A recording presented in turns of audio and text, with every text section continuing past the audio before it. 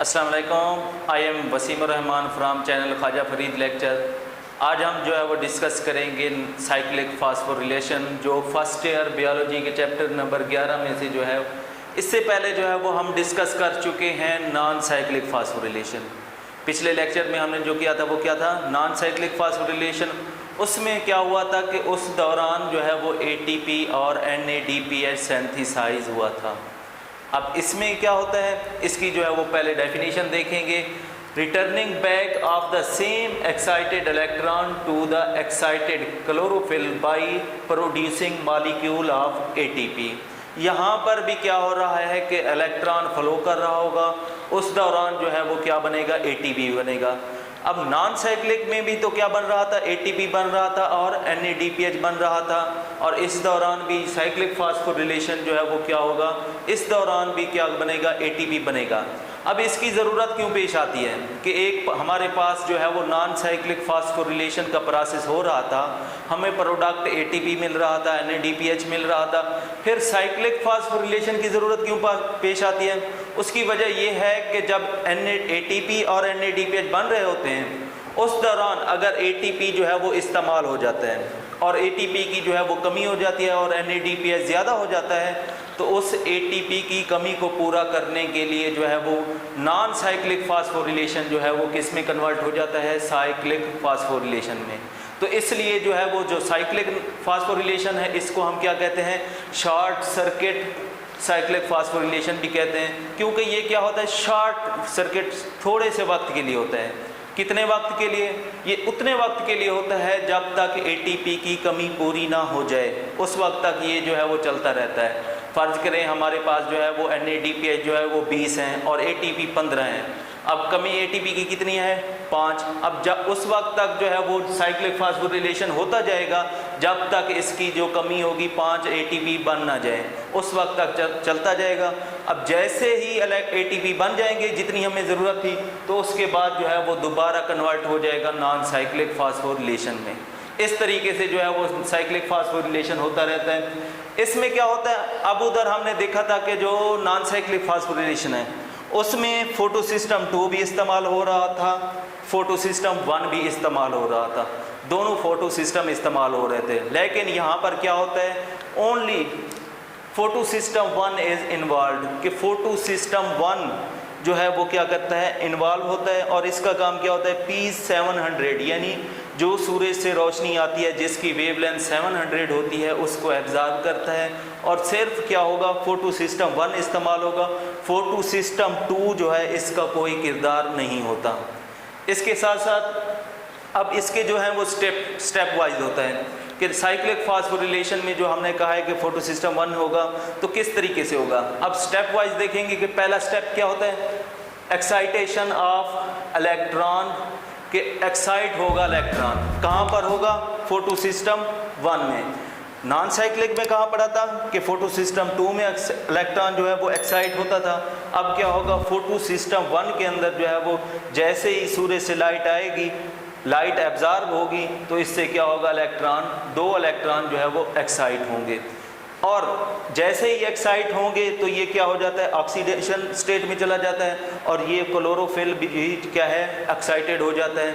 अब ये जो इलेक्ट्रॉन एक्साइट हुए हैं इसको कौन एक्सेप्ट करता है, प्राइमरी एक्सेप्टर। अब प्राइमरी एक्सेप्टर इसको एक्सेप्ट कर लेगा। उसके बाद क्या होगा, उसके बाद जो होता है अगला स्टेप होता है ट्रांसफ़र ऑफ इलेक्ट्रॉन, कि जो इलेक्ट्रॉन एक्साइट हुए और जो इलेक्ट्रॉन जो है प्राइमरी एक्सेप्टर ने एक्सेप्ट किए उसको आगे कहाँ पर ट्रांसफ़र करेगा। इसमें क्या होगा कि प्राइमरी एक्सेप्टर जो है वो 2 इलेक्ट्रॉन जो है वो एक प्रोटीन को देगा जिसे हम क्या कहते हैं, FD किस चीज़ का मुखफ़फ़ है, फेरिडॉक्सिन, जो आयरन कंटेनिंग प्रोटीन है। अब इस आयरन कंटेनिंग जो प्रोटीन है इसके पास जो है वो 2 इलेक्ट्रॉन जो यहाँ पर एक्साइट हुए थे वहाँ पर पहुँच जाते हैं। अब इसके बाद क्या होगा, अब नॉन साइक्लिक फास्फोरिलेशन की बात करें तो उसमें हमने पढ़ा था कि FT जो है वो 2 इलेक्ट्रॉन जो है वो किस एक एंजाइम को देते हैं, एक एंजाइम जिसे हम क्या कहते हैं, NADP रिडक्टेज, और वो क्या बनाता था, NADPH बनाता था। लेकिन साइक्लिक फास्फोरिलेशन में मामला जो है वो उलट हो जाता है कि एफडी जो है वो इलेक्ट्रॉन जो है वो आगे ट्रांसफ़र करने की बजाय वही इलेक्ट्रॉन जो है वो क्या करेगा, ट्रांसपोर्ट कर देता है साइटोक्रोम कम्प्लेक्स को। साइटोक्रोम कम्प्लेक्स ये जो हमने पढ़ा था कि ये पूरी जो है वो इसको हमने नाम दिया था इलेक्ट्रॉन ट्रांसपोर्ट चेन, कि एफडी ने क्या किया, 2 इलेक्ट्रॉन एक्सेप्ट किए, उसके बाद वही 2 इलेक्ट्रॉन आगे देने की बजाय जो है वो क्या किसको दे दिए, साइटोक्रोम कम्प्लेक्स को, किसके अंदर, जो इलेक्ट्रॉन ट्रांसपोर्ट चेन थी उसको दे दिए। अब यहाँ पर जो है वो क्या हुआ, इलेक्ट्रॉन ट्रांसफ़र हुए, उसके बाद अगले स्टेप में क्या होगा, returning back of the cytochrome complex of ATC. अब जैसे ये क्या हुआ कि इलेक्ट्रॉन जो है वो रिटर्न हुआ किस में, साइटोक्रोम कम्प्लेक्स में। अब साइटोक्रोम कम्प्लेक्स क्या करेगा, यही 2 इलेक्ट्रॉन ट्रांसफ़र कर देगा किसको, प्लास्टोसायोनिन। अब 2 इलेक्ट्रॉन यहाँ पर आ जाएंगे। अब यही 2 इलेक्ट्रॉन फिर कहाँ पर चले जाएंगे, यहाँ पर। अब यहाँ पर 2 इलेक्ट्रॉन आ गए। हमने कहा था कि जैसे ही लाइट एब्जॉर्ब होती है, इलेक्ट्रॉन एक्साइट होते हैं, तो यहाँ पर क्या बन जाते हैं, इलेक्ट्रॉन होल बन जाते हैं। अब वही इलेक्ट्रॉन होल क्या हो जाएंगे, फिल हो जाएंगे। अब हम अगर इसी की डेफिनेशन पे जाएं कि क्या होता है, इसकी डेफिनेशन आप समझ आएगी कि returning back of the same excited electron to the excited chlorophyll by producing molecule of ATP, कि इलेक्ट्रॉन एक्साइट हुआ था किससे, क्लोरोफिल से। अब ये भी एक्साइटेड स्टेट में था, इलेक्ट्रॉन जो एक्साइट हुआ था वो फेरिडॉक्सन से होता हुआ साइटोक्रोम कम्प्लेक्स, साइटोक्रोम कम्प्लेक्स से प्लास्टोसायनिन, प्लास्टोसायनिन से किसके पास आ गया, फिर दोबारा उसी क्लोरोफिल के अंदर जो एक्साइट हुआ था, जहाँ पर इलेक्ट्रॉन निकलने से क्या बने थे, इलेक्ट्रॉन होल बने थे, वहाँ पर वो 2 इलेक्ट्रॉन आकर उस होल को फिल कर देते हैं। इस तरीके से क्या होता है, एक साइकिल जो है वो कंप्लीट हो जाता है। अब यहाँ पर जो है वो क्या बनता है, एटीपी बनता है। अब जैसे ही इलेक्ट्रॉन मूव कर रहे होंगे साइटोक्रोम से कम्प्लेक्स से प्लास्टोसायनिन, प्लास्टोसायनिन से जो है वो आगे जाएंगे, तो इस दौरान जो है वो क्या होती है, एनर्जी रिलीज़ होती है, और वो एनर्जी जो है एटीपी बनाने के लिए जो है वो क्या होती है, इस्तेमाल हो जाती है। अब इस तरीके से जो है वो साइटोक्रोम के पास जो 2 इलेक्ट्रॉन आए थे, उन 2 इलेक्ट्रॉन के पास एनर्जी थी, जैसे ही प्लास्टोसायनिन के पास देंगे इलेक्ट्रॉन, उससे एनर्जी क्या होगी, रिलीज़ होगी। फिर प्लास्टोसायनिन से आगे जब जाएंगे इलेक्ट्रॉन, तो एनर्जी वो रिलीज़ होगी, वही एनर्जी जो रिलीज़ हुई है वो किस में कन्वर्ट हो जाएगी, एटीपी के अंदर। इस तरीके से जो है वो क्या बन जाता है, एक साइक्लिक फास्फोरिलेशन से जो है वो क्या होता है, एटीपी का मॉलिक्यूल बन जाता है। और इस दौरान कोई भी NADPH नहीं बनता, इसलिए जो है इसे हम क्या कहते हैं, सिंथेसिस ऑफ एटीपी 4 स्टेप। अब सिंथेसिस ऑफ एटीपी बन गया। अब इस तरह कि जो फिर दोबारा जो है वो क्या होगा, इलेक्ट्रॉन एक्साइट होंगे, प्राइमरी एक्सेप्टर लेगा, फेरिडॉक्सन के देगा, फिर दोबारा फेरिडॉक्सन साइटोक्रोम कम्प्लेक्स को, साइटोक्रोम कम्प्लेक्स से होते हुए फोटो सिस्टम 1 के अंदर जो क्लोरोफिल था, एक्साइटेड था, वहाँ पर 2 इलेक्ट्रॉन पहुँचेंगे और एक जो है वो एटीपी बन जाएगा।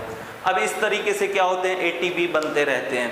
अब ये साइकिल जो है, साइक्लिक फास्फोरिलेशन जो है वो उस वक्त तक चलती रहेगी जब तक एटीपी की मिकदार पूरी ना हो जाए। अब जो एटीपी बनते हैं वो कौन से प्रोसेस से बनते हैं, कीमियोस्मोसिस। कीमियोस्मोसिस जो होता है वो प्रोसेस होता है जिसके ज़रिए क्या होते हैं, एटीपी बन रहे होते हैं। कीमियोस्मोसिस क्या होती है कि coupling reaction in which the synthesis of ATP take place by movement of H+ ion through H+ gradient, कि H+ ग्रेडियंट से जब आयन होंगे, H+ जो है वो क्या करेंगे, ट्रांसफ़र होंगे, तो उस दौरान जो है वो क्या होता है, एटीपी का मॉलिक्यूल बनता है। इस तरीके से जो है वो एटीपी बन गया। अब ये साइकिल जो है, इसलिए अब ये साइकिल की माने चल रहे हैं, तो इसलिए जो है वो इसको हम जो है वो नाम देते हैं साइक्लिक फास्फोरिलेशन, क्योंकि इलेक्ट्रॉन जो है वो एक्साइट होने के बाद जो है एक साइकिल की सूरत में जो है वो मूव कर रहा है, तो इसके लिए इसको नाम देंगे साइक्लिक फास्फोरिलेशन। और साइक्लिक फास्फोरिलेशन के अंदर क्या होता है, सिर्फ एक चीज़ जो होती है वो प्रोड्यूस होती है, वो क्या होता है, एटीपी। और जो नॉन साइक्लिक होता है उस दौरान जो है वो सिर्फ क्या बनता है, एटीपी बनता है और NADPH भी बनता है। अब उस वक्त तक ये प्रोसेस चलता रहेगा जब तक एटीपी की मिकदार पूरी ना हो जाए।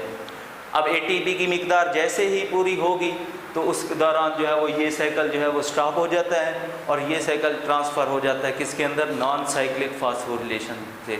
इस तरीके से जो है वो नॉन साइक्लिक और साइक्लिक फास्फोरिलेशन जो है वो क्या होते हैं, एटीपी और एनएडीपीएच जो है वो बनाते रहते हैं कि एनएडीपीएच तो नॉन साइक्लिक से पूरा हो गया, अब एटीपी की जब कमी पूरी होती है तो उस कमी को पूरा करने के लिए जो है वो क्या होता है, नॉन साइक्लिक फास्फोरिलेशन होती है। अब यही एटीपी और जो एनएडीपीएच बने थे वो दोबारा जो है वो किस में इस्तेमाल होते हैं, कैल्वन साइकिल के अंदर।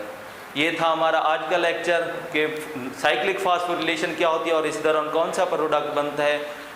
अगर इसके मुतालिक कोई क्वेश्चन है तो आप कमेंट कर सकते हैं। अल्लाह हाफिज़।